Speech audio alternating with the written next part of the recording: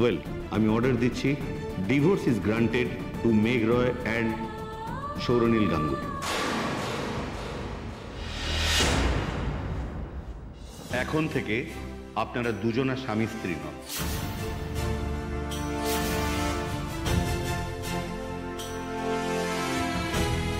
এই কোর্ট আপনাদের নির্দেশ দিচ্ছে, এই রায়ের বিরুদ্ধে যদি কোনো অ্যাপিল করার থাকে তাহলে সামনের 3 মাসের মধ্যেই করতে হবে। এই 3 মাস পরে আপনারা চাইলে আবার বিয়ে করতে পারেন। দ্য ম্যারেজ বিটুইন মেঘ রয় অ্যান্ড সৌরনীল গাঙ্গুলি স্ট্যান্ডস ডিসলভড।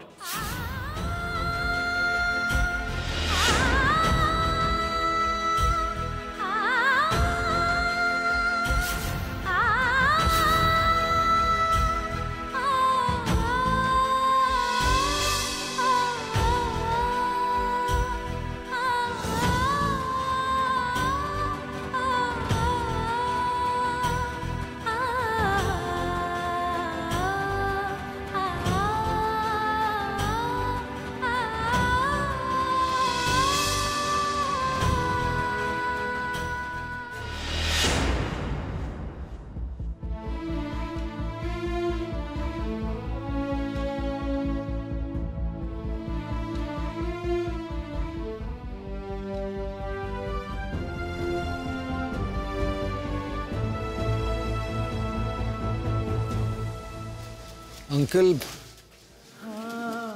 আমি আপনার কাছে ক্ষমা প্রার্থী। আপনি আমার উপর ভরসা করেছিলেন, কিন্তু আমি আপনার ভরসার কোনো মর্যাদাই রাখতে পারিনি। আমি জানি সবকিছু মাফ করে দেওয়া যায় না, তাও পারলে আমাকে মাফ করে দেবেন। আর জিষ্ণু, আমি আপনার কাছেও ক্ষমা প্রার্থী। প্লিজ নীল, এসব কথা থাক। আমি একটু লয়ারের কাছে যাই, এই ব্যাপারটা মিটিয়ে আসি। তুই কি এখানে থাকবি না গাড়ির কাছে যাবি? না, আমি গাড়িতে গিয়ে ওয়েট করছি।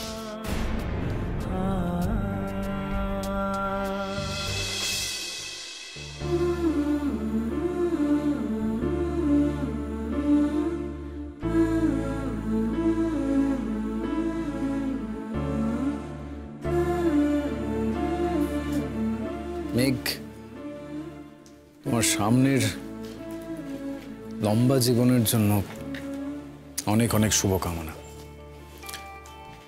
Stay calm and stay this honest.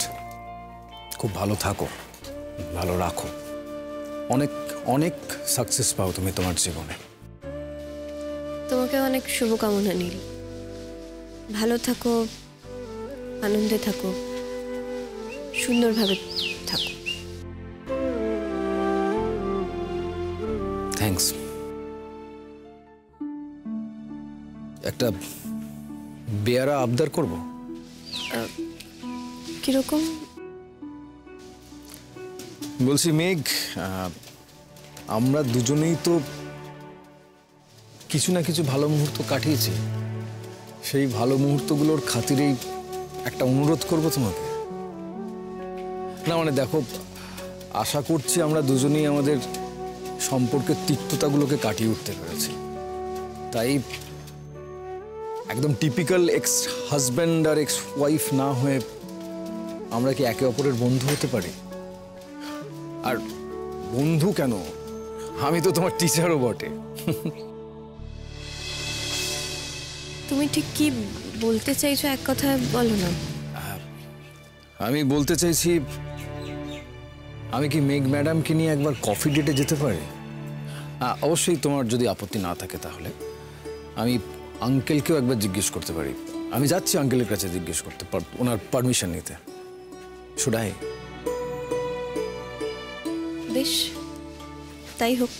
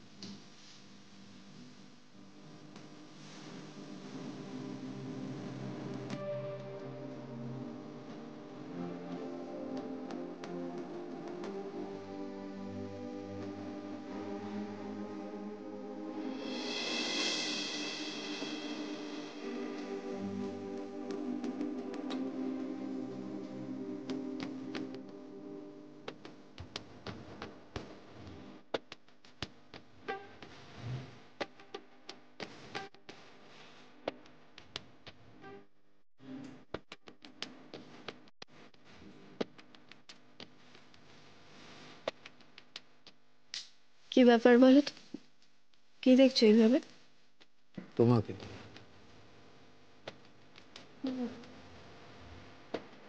ঠিকই বলেছিলাম, দিল্লি গিয়ে তোমার ফ্লার্ট করার আটটা আরো উঁচুতে চলে গেছে।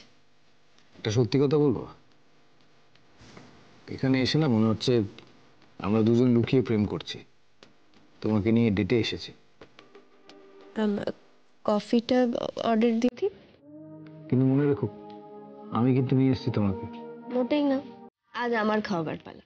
মনে নেই তুমি 6 মাস আগে স্টেশন... এক সেকেন্ড, তোমাকে একটা জিনিস দেওয়ার আছে। কি জিনিস?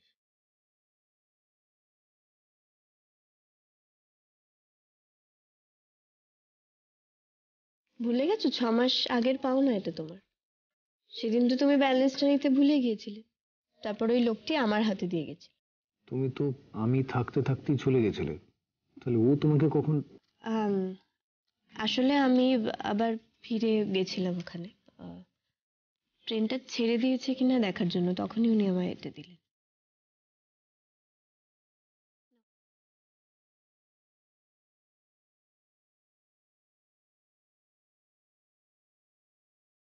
বেশ ভালো লাগলো দেখে যে তুমি 6 মাস আগের কথা এখনো মনে রেখেছো। আমার বিশ্বরণের অসুখটা এখনো হয়নি নীল। যদি হয় তাহলে মন্দ হবে না ব্যাপারটা, কিন্তু জানি ওটাও আবার কষ্টের। সরি, এই মেঘ, আমরা না এখন কোনো সিরিয়াস কথা বলবো না, আমরা একটু ভালো সময় কাটাবো। হ্যাঁ, আমরা জাস্ট কথা বলবো হ্যাপি থিংস নিয়ে।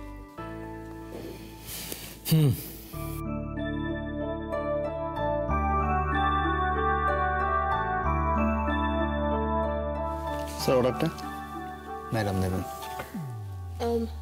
তোমার একটা আমেরিকান আর আমার একটা ক্যাপুচিনো। আর এখানে স্ন্যাক্স কি ভালো হবে? আপনারা ম্যাডাম ফিশ ফিঙ্গার ট্রাই করতে পারেন, আমাদের এখানে ফিশ ফিঙ্গার খুব ফেমাস। ঠিক আছে, তাহলে ওটাই এক plate. Okay, thank you.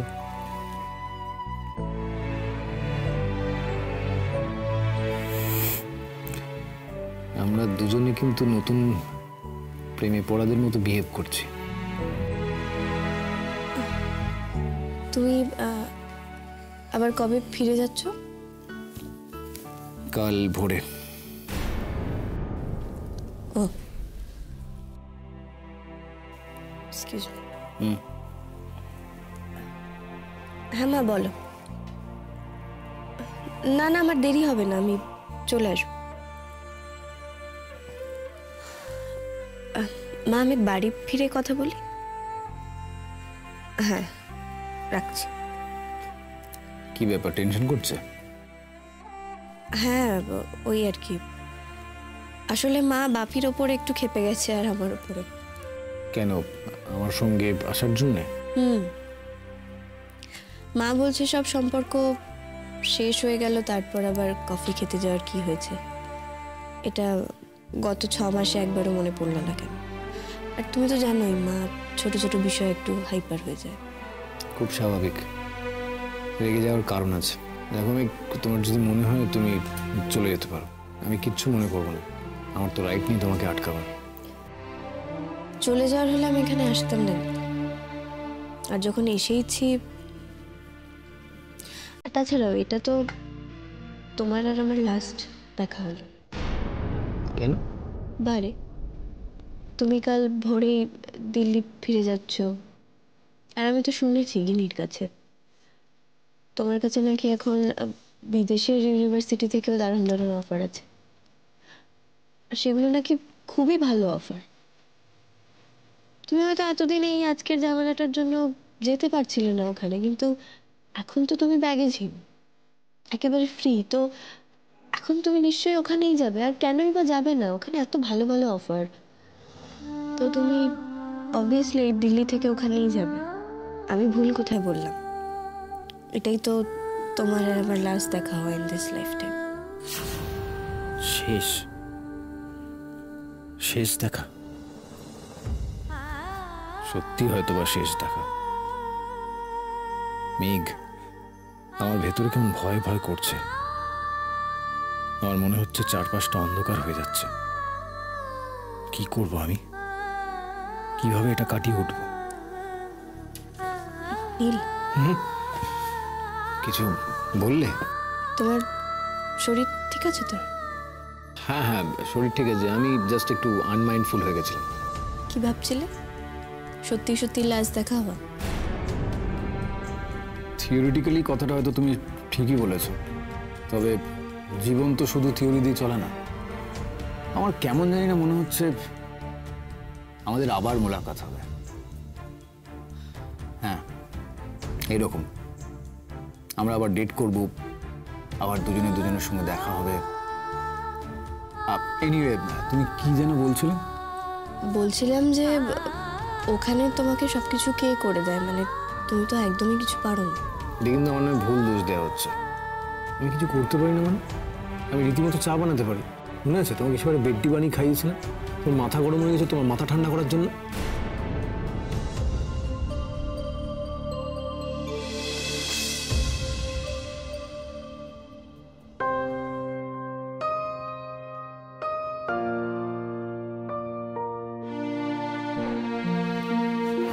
Sorry, আমি আসলে সরি কিসের জন্য?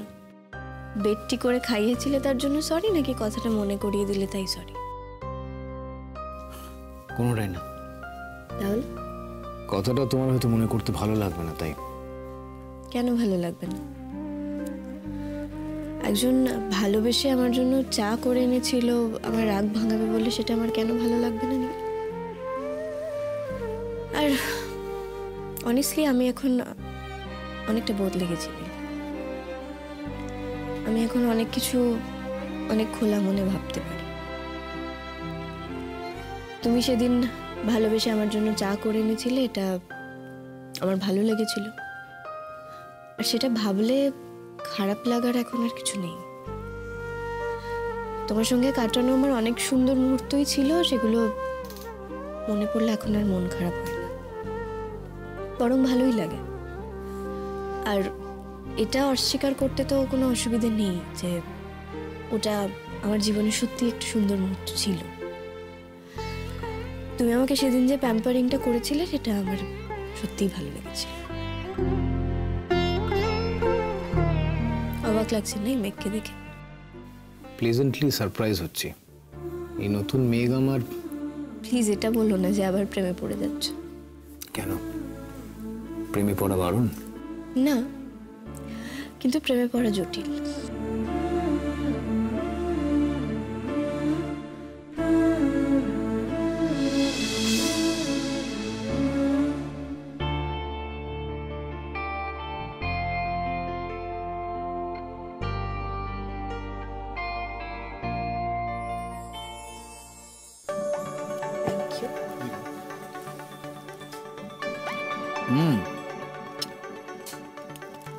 এরা খাও।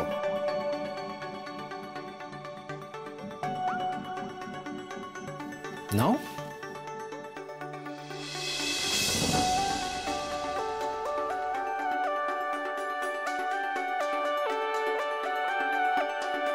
Thank you.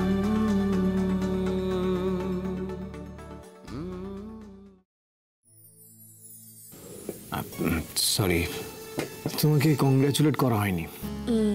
কিসের জন্য? গোয়ালিয়রের অ্যাওয়ার্ডটা খুব প্রেস্টিজিয়াস। Thank you. তুমি দেখেছিলে নিউজটা?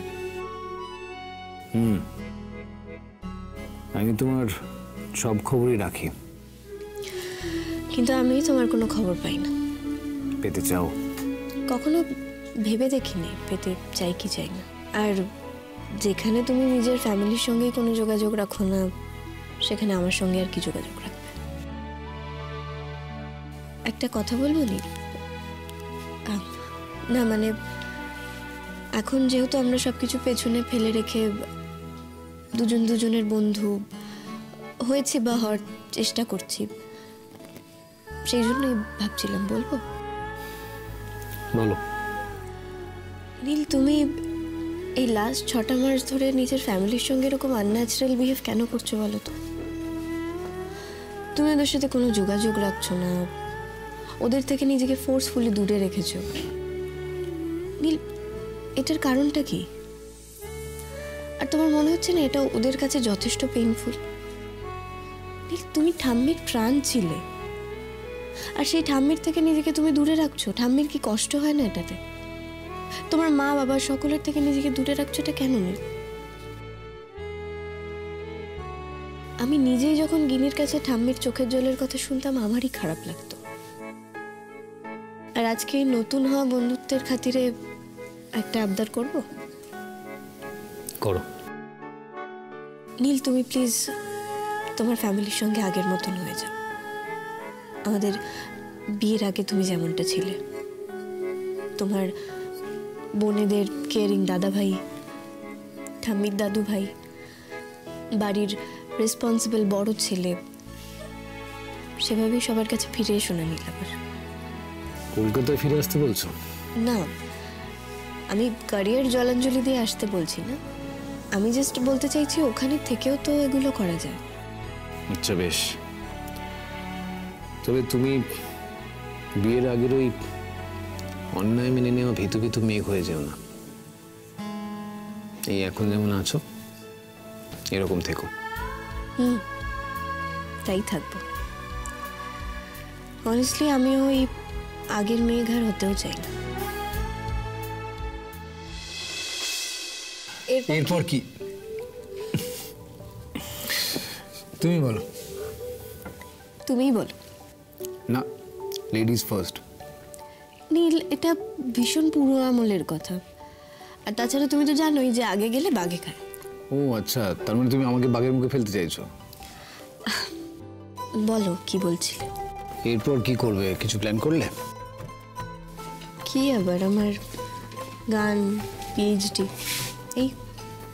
আর আর কি? বিয়ে করবে না? আর সংসার? আবার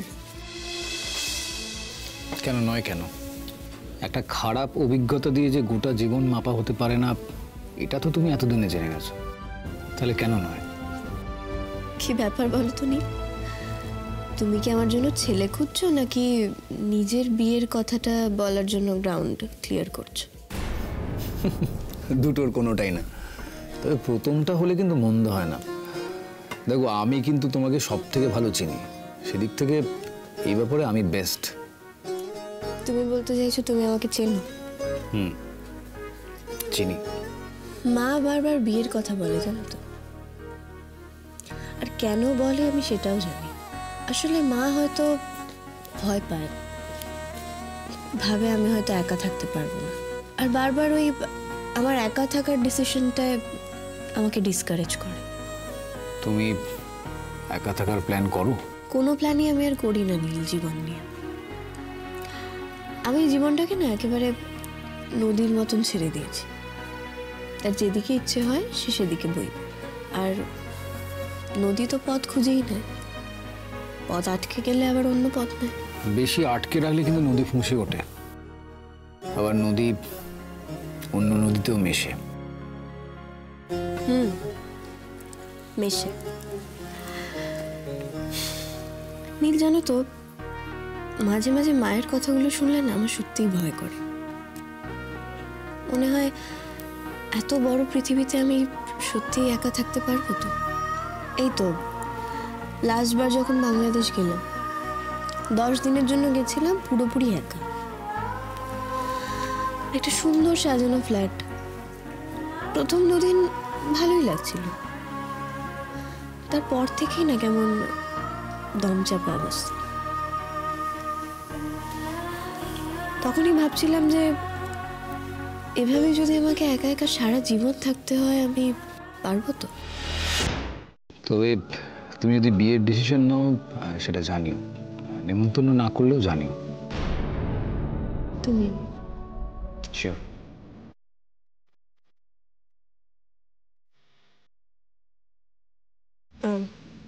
নীল, এবার আমায় উঠতে হবে।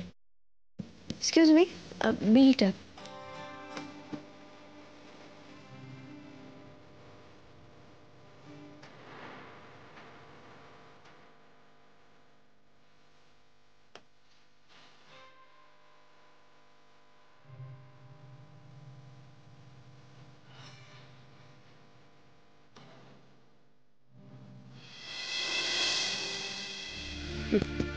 Thank you. ওয়েলকাম।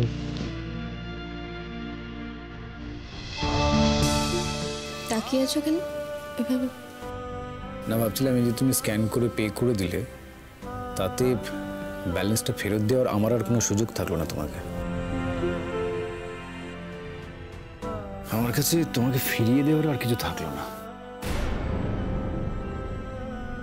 চল।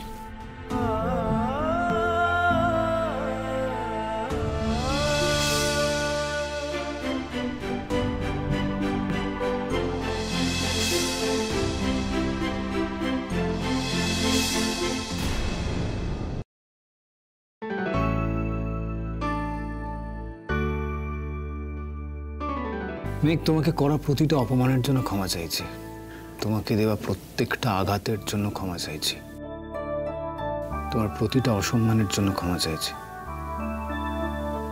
আমাকে মাফ করে দিও মেঘ। এই অপদার্থ, এই অযোগ্য, গুড ফর নাথিং নীলকে মাফ করে দিও প্লিজ।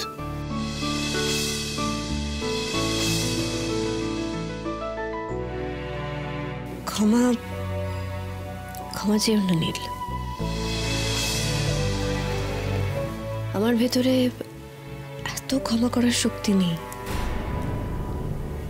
আমি পারবো না তোমায় ক্ষমা করতে। আমি ক্ষমা করিও নি তোমাকে।